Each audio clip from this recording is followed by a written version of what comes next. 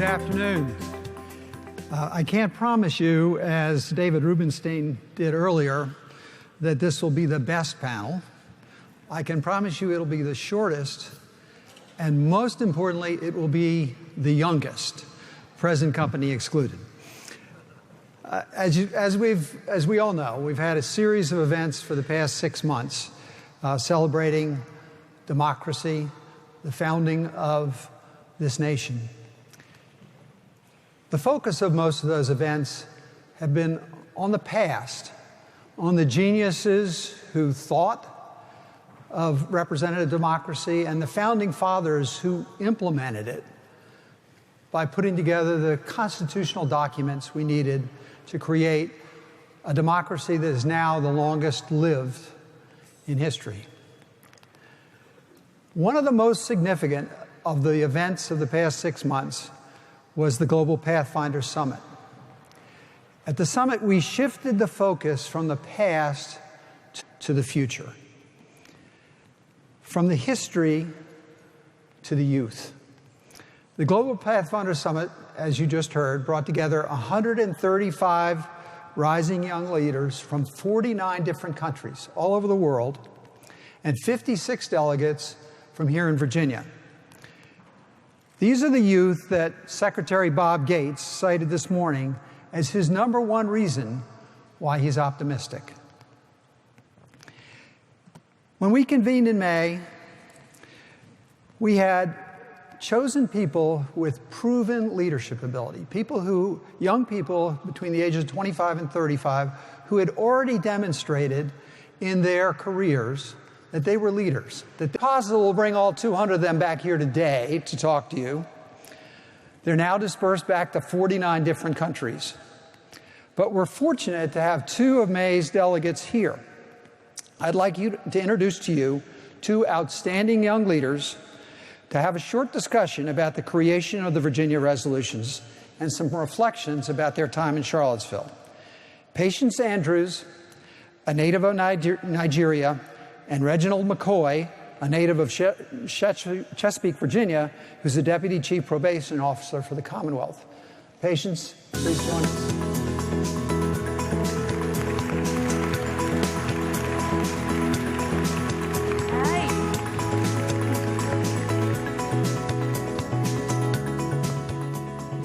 So I'd like to begin by asking each of you to give us a brief introduction, tell us about yourselves, why you were chosen, what you thought of your time at the Global Pathfinder Summit. But I'd also like you to say a little something about what your personal goals are going from here forward. So, Patience, we'll start with you. All right. Good afternoon, everyone, and thank you to the American Evolution for having us here. The Global Pathfinder Summit that we had in May was an awesome experience for me due to the fact that it was diverse and really inclusive in the way that it was structured, and getting to meet other leaders from around the world who came together to talk about the future of civic engagement and global democracy from different countries was really mind-blowing. And the highlight of that whole experience for me would be the outcome, having the Virginia resolutions that we have today, which is a working document and a point of reference for a lot of delegates who gathered in May for that summit. And just a bit of a background for myself, I work in the nonprofit sector and also in the creative sector in Nigeria, and also a broadcast journalist serving in a local radio station in Nigeria. And all of that experience for me wanted me to have an international experience within the nonprofit sector. So I applied for the Atlas Core Fellowship, which is an exchange program for global leaders in the nonprofit sector to come to the US to serve for about a year, build relationships, networks, and then go back to their home countries to develop the different community projects that they are working on. And I also got to hear about the Pathfinder Summit under the Atlas Core program. And since it was an opportunity to learn more about civic engagement, global leadership, and interact with other global leaders from the world, I saw that as a huge opportunity to be a part of that experience. And that was how I found myself in Charlottesville in May, and the experience was phenomenal, and I still muse over my experience till date. And what are your plans for the future? Oh, my plans for the future is to create opportunities and create more platforms to amplify youth voice, especially in Nigeria and most parts of Africa, for an equitable and just society, because that seems to be lacking a lot in Africa. Thank you. Reggie? Yes, so thanks again, as was stated, to the American Evolution for having us. So I am a Deputy Chief Probation and Parole Officer with the Virginia Department of Corrections, largest state agency, where we supervise in the community those who have been incarcerated and are now considered returning citizens. And so we engage with them in order to create a more safe society. The reason that I became involved in the Global Pathfinder Summit is that I am also a member of VGEA, the Virginia Government Employees Association, and I got an email about the opportunity, and I was fortunate enough to be selected by the association to represent state employees. That was very important to have a Virginia delegate to represent the state employees. And so I, put my ticket in, and I got the golden ticket, got fortunate. For me, the Global Pathfinder Summit was above and beyond anything I could have imagined. My interest was to be able to engage with leaders such as patients from all over the globe. And what I found was that the experience was so enriching, being able to learn about the different things that they're doing in their communities and the projects they're working on. So it just gave me new life and reinvigorated me, got me more energetic about being involved in the community and about how fortunate we are in our country for our democracy that we have. What was it like, Reggie, to meet so many people from so many different cultures, religions, ethnicities, presumably people from countries you'd never heard of? Yes, absolutely, and also countries that I also haven't had the privilege to be able to visit. It was amazing, but what I did notice was common threads. I noticed that at the heart of it, when you're talking about humanity, we all want the same things. We all want to be successful. We want to see our communities thrive. We want to be able to provide for our families and make sure that they are growing up in safe communities, safe environments where we can enjoy life and really be able to be as one and not feel like we're fighting or anyone's rights or discriminated against. So, Patience, let's turn to you. You spoke. You were chosen to speak at the end of the Global Pathfinder Summit. You did an amazing job, by the way. And at the end of that summary, we had a pretty good idea of what you saw the Pathfinder Summit was about, but I'd like to make it a little more personal. When you think of your return to Nigeria in 6 months or so, what do you think is going to be difficult about implementing what you heard in May in Charlottesville? I'll say for me, the truth is the resolutions look really good and pretty on paper, but each time I think about the reality in Nigeria, it seems as though that it's almost impossible to implement those resolutions. And a key reason for this difficulty, I would say, is the lack of people meeting having the basic human resources that they need, needs such as food, shelter, water, electricity, and all of that. And we've seen in the case of Nigeria, there has been a huge history of vote buying, even in the last elections we had. And this is because people in the rural communities do not have access to basic amenities such as the internet or even have mobile phones. And I remember during the summit we were in these breakout sessions, and I was in a room full of Americans and other individuals who kept talking about the development of, sophisticated technical tools to hold leaders accountable. And I knew just about then that that's going to be really difficult for a lot of rural communities back in Nigeria. So I feel like, and I know that definitely that the issue around meeting the basic universal resources that people need in most local communities in Africa would definitely be an impediment to the growth of civic engagement or democracy even as a whole. And therefore, there is a need to tackle that particular issue. As we've seen also, there's an increasing rise of unemployment in Nigeria as well. And if we're able to tackle all of these issues, then people won't sell their votes. and young people won't have voter apathy and not even be interested in the whole entire electoral process, because I have friends who are similarly educated who didn't even vote in the last election because they just don't have any faith or trust in the electoral system as a whole. So, but basically, that survival instinct is a huge problem for us, and I feel like there's a great need to address that particular issue around employment for youths to be able to objectively reason about who they even want to put in office and how those individuals can give them the dividends of democracy. And you'll work on that when you get back. Yes, definitely. So, Reggie, how did what you experienced at the summit affect you personally? You know, is there anything that is going to influence your personal behavior, anything you're going to tell your family, any lessons that you want to tell your children? Yes, absolutely. The main thing is that I need to do more. I need to get more involved. And we have a responsibility. I consider myself to be in a privileged position. And so what that means is that I have a duty and a responsibility to get out there and engage more with the community, to be able to reach out to those who are less fortunate, don't have access, to education and some of the other, pillars of our society that enable people to be successful and in order to be able to civically engage and be a part of the government. Great. So I want to make sure that we give you both one tough question. So I'm going to common question to both of you. A little bit of, to take a little setting up, but Jefferson, George Washington, James Madison, Alexander Hamilton, all of them spoke frequently and passionately about the need for an educated electorate.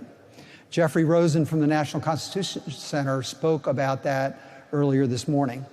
The number 2 goal in the final resolution of the Virginia resolutions addressed the same point, calling for educated citizens.